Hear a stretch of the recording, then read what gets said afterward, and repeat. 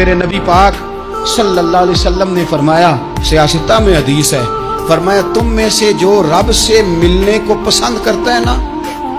جو اللہ سے ملنے کا شوق رکھتا ہے نا، اللہ بھی اس کی ملاقات کو پسند فرماتا ہے۔ تم میں سے جو رب سے ملنے کا شوق رکھتا ہے، اقبال کیا کہتے ہیں تیرے عشق کی انتہا چاہتا ہوں، تو میری سادگی دیکھ میں کیا چاہتا ہوں، میرا ذرا سا تو دل ہے مگر شوق اتنا، میں وہی لن ترانی سنا چاہتا ہوں، مالک میرا دل کرتا ہے میں تجھ سے کہوں رب آریلی،